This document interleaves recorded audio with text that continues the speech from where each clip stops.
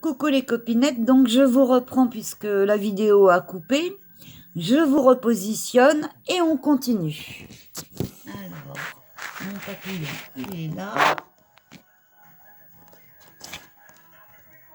Voilà. Donc, j'en étais avec ma couleur claire. Je me trompe, voilà ma couleur claire. Et je repasse. Et quand je vois du blanc, j'essaye d'insister un petit peu pour qu'il n'y ait pas trop de blanc. Et au bout, par contre, je n'insiste pas trop. Et le dégradé, en fait, les couleurs vont se mélanger et le dégradé va se faire.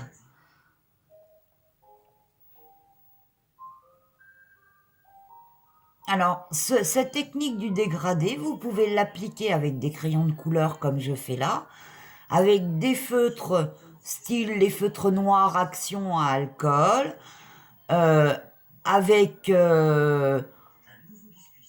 plus ou moins de l'aquarelle. C'est une technique, là, je vous la montre avec les crayons de couleur, mais qui peut s'appliquer à d'autres choses. Donc, vous voyez, là, j'ai fini pratiquement. Alors là, je m'aperçois que mon aile en bas est un peu trop claire, donc je reviens par petits mouvements circulaires, remettre un peu de couleur.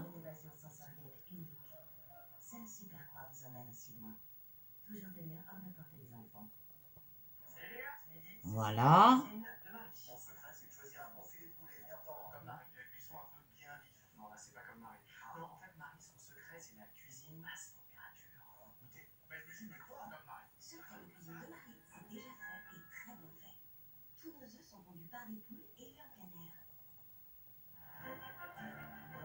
Alors, je vais vous montrer ce qu'on obtient. Et on a vraiment un joli dégradé, là. Alors, je vous montre. Voilà. Vous voyez, on a vraiment un joli dégradé. Donc, pour l'aile qui est là, je vais faire en bleu. Donc, pareil, j'ai choisi un bleu très clair, un bleu moyen, voilà, et un bleu foncé. Vous voyez? Voilà, je vous les mets dans l'ordre. Voilà, donc un foncé, un moyen et un très clair. Je reprends mon foncé, je positionne mon papier pour avoir l'aile dans le bon sens, puisque je vais faire celle-là, et je viens le long du rose mettre du foncé, et toujours par trait, en mettant des traits pas de la même longueur, mais en appuyant bien, vraiment. Alors j'essaye de mettre un peu de foncé le long des nervures de l'aile de mon papillon, vous voyez. Et là en bas, un peu plus que d'habitude. Et le long du corps, je viens bien.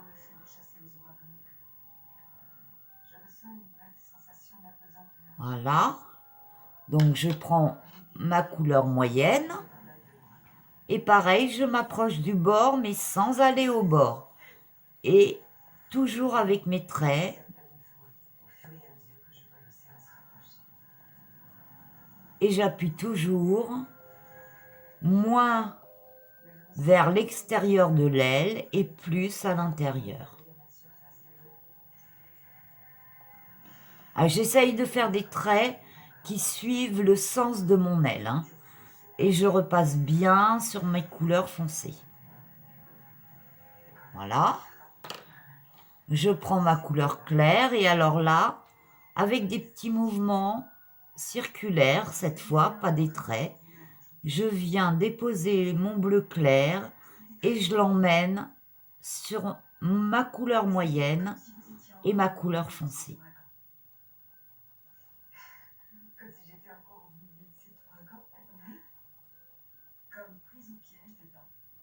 Alors là, quand c'est comme ça, je fais des petits mouvements circulaires pour essayer justement d'enlever les parties blanches qui peuvent rester et que les couleurs se fondent. Alors, bien entendu, j'essaye de ne pas dépasser de ma zone. Mais ça, je pense que vous vous en doutiez.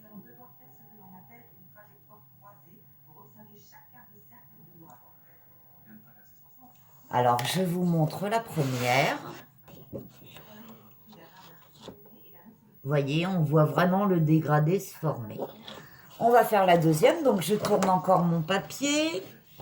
Hop, hop. Là. Voilà. Voilà. Je reprends ma couleur foncée et je viens, par petits traits, déposer ma couleur foncée.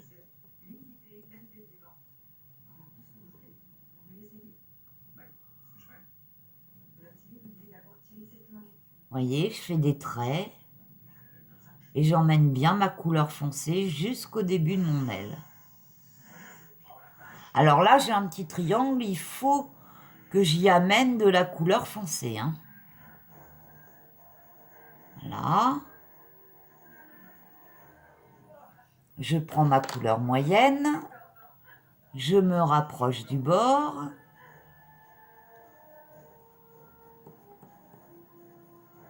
Et je vais bien sur ma couleur foncée.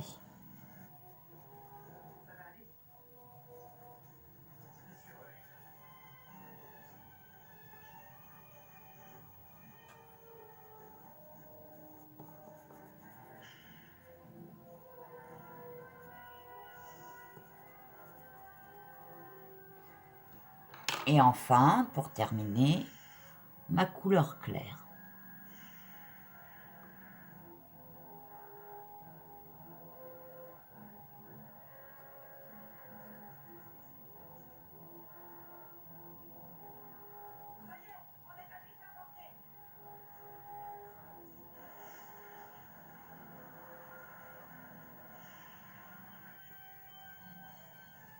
Et au fur et à mesure que vous allez colorier, vous allez voir votre dégradé se former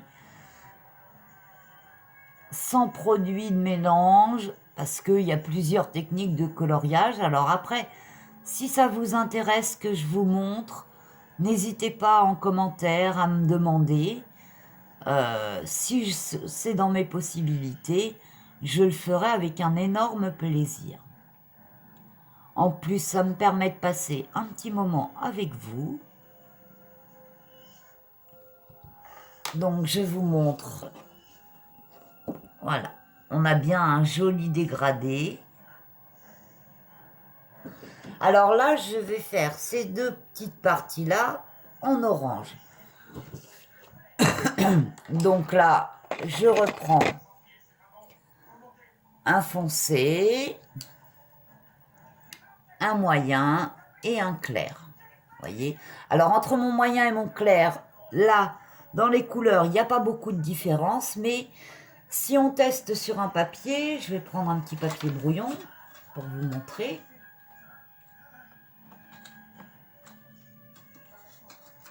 Voilà. Alors, vous êtes là. Donc là, voilà la couleur foncée. La moyenne, donc je la mets, mais je la sépare, que vous voyez bien que c'est vraiment... Et enfin, la claire. J'ai appuyé de la même façon sur les trois crayons. Hein. Voilà. Donc on voit bien les différences, vous voyez. Et pareil, on va prendre la couleur foncée. On commence avec la couleur foncée. Donc là, j'en mets, mais pas des grands traits puisque c'est une petite partie. Voilà. Je prends ma couleur moyenne.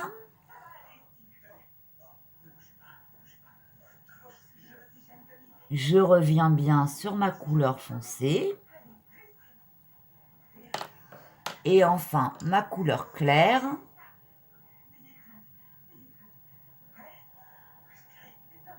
Que je passe partout.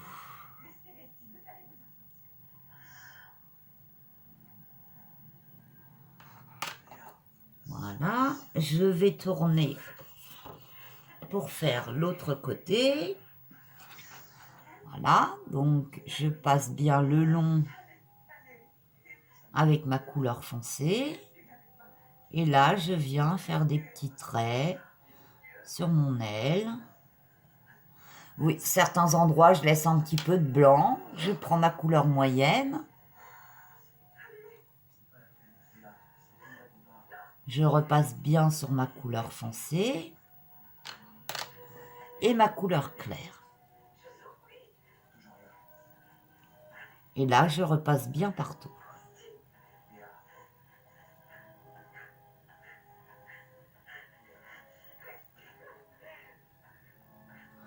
Et donc, avec 9 crayons de couleur, on a modifié le papillon. Alors, je recule pour que vous voyez bien par rapport comment ça s'étend.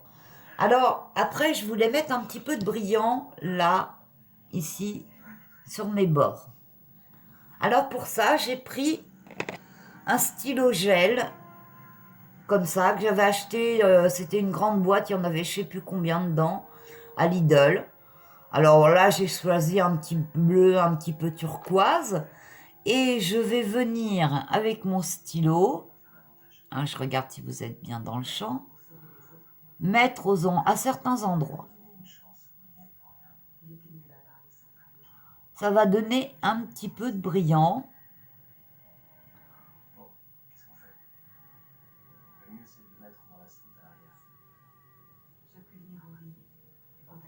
Alors avec ces stylos gel, l'avantage c'est qu'on peut faire de très très jolies choses, mais on oublie souvent ce qu'on a comme matériel dans notre maison.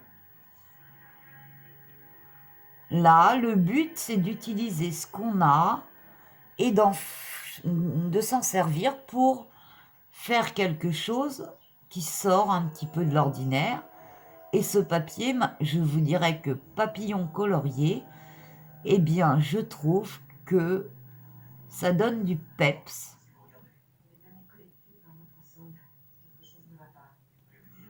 Je trouve que ça fait très très joli.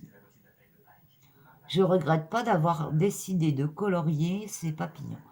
Alors, dans les blocs qu'on achète, pour celles qui achètent là c'est un bloc action, on a toujours des feuilles qui nous plaisent plus ou moins.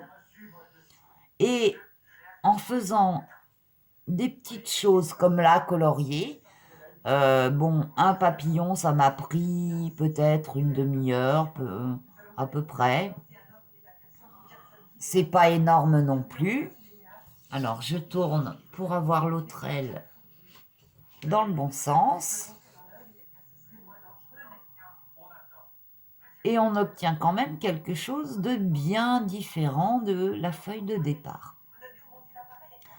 Alors après, je vais vous montrer chose que je n'ai pas faite sur l'autre feuille que j'ai faite. Comment faire briller un petit peu tout ça, parce que là, notre papillon, il est joli, mais il manque la petite étincelle de brillance, de je ne sais quoi. Alors, il y a plusieurs possibilités. Donc, je vais vous expliquer les différentes possibilités. Alors, la première possibilité, ça va être de prendre des stylos comme ça, or ou argent, comme on veut. Alors ça, c'est des stylos que j'ai eus à Lidl. Au moment de Noël, il y avait des packs. Alors, vous voyez, or, là. On peut prendre aussi des strass qu'on va venir coller sur le corps. Mais moi, comme c'est des boîtes que j'empile, il ne faut pas qu'il y ait trop d'épaisseur. Donc, j'ai envie de mettre des paillettes. Alors, je vais mettre sur pause, je vais aller chercher mes paillettes et je vais vous montrer comment faire. À tout de suite. Donc là, je vous remets de face et je vais vous montrer. Alors, déjà, j'utilise cette colle-là d'Action. Donc, la création. qui est marqué colle universelle. C'est une colle qui, comme vous le voyez, est transparente et qui, quand elle sèche, reste transparente et garde un bombé. Alors moi, pour que ce soit plus facile, je la mets dans des petits flacons comme ça de précision. D'accord? Ensuite, vous pouvez utiliser de la colle pailletée comme celle-ci. Alors celle-ci, c'est la marque Artemio. Mais il existe plein de marques de colle pailletée. Donc on peut utiliser ça. On peut utiliser aussi, je vous ai dit tout à l'heure, des strass, des sequins. Alors, j'ai amené ma boîte avec mes trésors. Alors, dedans, j'ai des demi-perles qu'on peut coller sur le corps ou sur les ailes du papillon. Là, vous voyez, c'est un mélange avec des demi-perles de différentes couleurs. J'en ai des transparentes. J'ai des sequins. Et j'ai, pour vous montrer, pour celles qui n'ont pas ce genre de matériel-là, comment faire avec... Mince, j'ai oublié de ranger ça, je le rangerai après. Donc, de la colle et des paillettes. Alors là, moi, j'ai décidé que j'allais mettre sur les ailes des paillettes bleues, sur le bleu, et des paillettes roses sur la partie rose de mes ailes. Alors, si j'arrive à ouvrir, on va prendre le scalpel, hein. Ça sera plus simple. Voilà. Donc, j'ai dit, je veux du bleu et du rose. Voilà. Je mets ça de côté. J'enlève les crayons de couleur parce que là, pour l'instant, on n'en a plus besoin. J'en aurai besoin pour les autres papillons, bien sûr, mais là, je vais vous faire avec vous qu'un seul papillon. On est bien d'accord. Mais je vais vous montrer, donc je vais vous rebasculer. Alors, je mets le téléphone. Bon, on est pile dessus. Alors là, vous voyez, sur les taches ici, je vais mettre des paillettes roses ici et ici. Pour ceci, je prends mon petit flacon de précision. Je mets de la colle sur les formes. Alors, j'en mets pas 3 tonnes, attention, hein. J'en mets juste un petit peu pour que la partie devienne collante. Donc, j'en mets sur chaque tâche.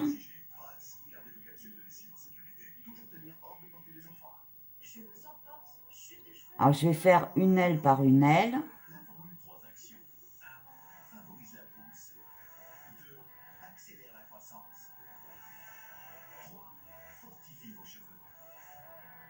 Voilà, donc là, j'ai mis ma colle. Je prends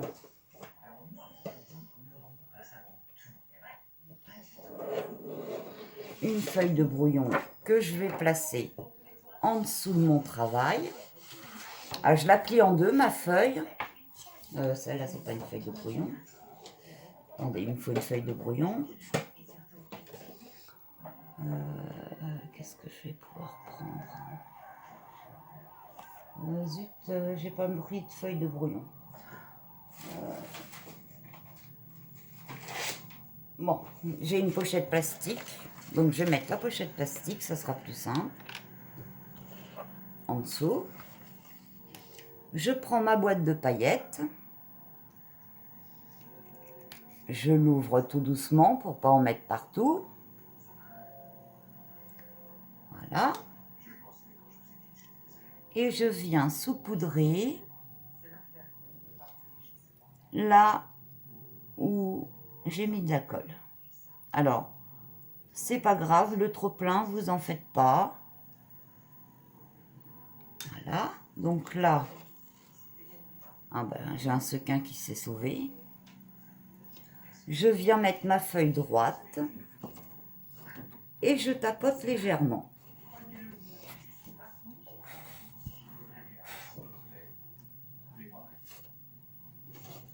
Alors, c'est pas pratique pour vous montrer. Donc, je tapote pour enlever l'excédent. Et là, si vous regardez, donc je vais essayer de vous le montrer. Vous voyez, mon papillon, il brille. Donc, ce que j'ai récupéré sur ma feuille plastique, je vais le remettre dans la boîte pour pas avoir des paillettes partout, on est bien d'accord. Voilà.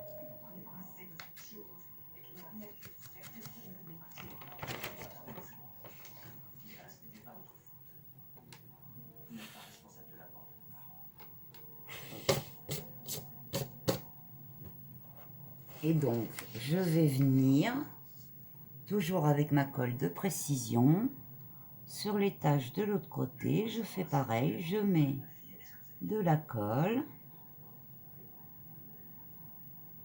J'ai pas vérifié que si je suis dans le champ. Voilà.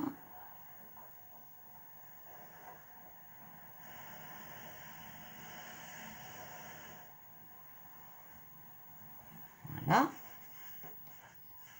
Je saupoudre. Alors là, ce sont des paillettes que j'ai achetées normalement qui sont pour ce qu'on appelle le nail art. Mais ça peut très très bien nous servir pour nos créations. Donc je retapote pour enlever vraiment l'excédent.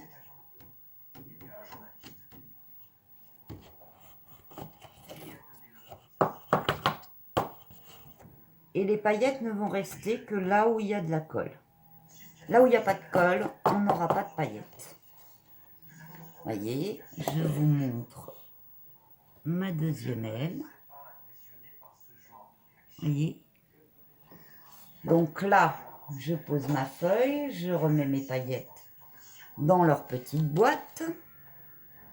Je vais fermer la boîte parce que je me connais, Miss Catastrophe et moi, ça fait qu'un. Ah, je vais briller ce soir. Je referme ma petite boîte et je vais vous montrer pour le corps comment je vais faire. Alors, si j'arrive à refermer ma petite boîte. Donc du bleu, je ne vais pas en mettre puisque finalement, j'ai pas de point de bleu sur le... Comment ça s'appelle? Sur la partie bleue des ailes. Donc je remets mon papier, voilà, vous me voyez bien. Je prends toujours ma colle. Et alors là, au bout des antennes, je viens faire comme une goutte.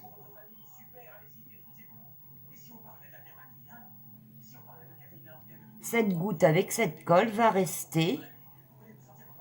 J'enlève les fils.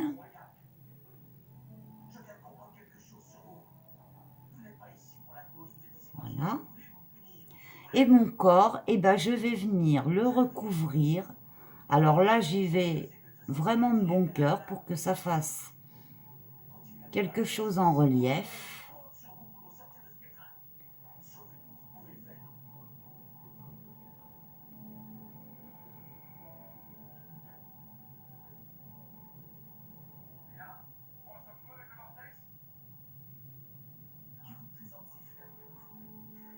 Voilà. J'essuie mon embout, je le referme. Je vais vous montrer. Et demain, parce qu'il faut laisser sécher au moins 24 heures sans y toucher. Voilà, je vous montre, voyez. Et demain, je vous montrerai le résultat définitif de ce papillon quand il aura séché. Alors, j'espère que cette petite vidéo va vous donner des idées.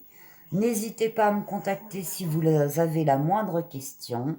Et surtout, prenez le temps de penser au point positif de votre journée.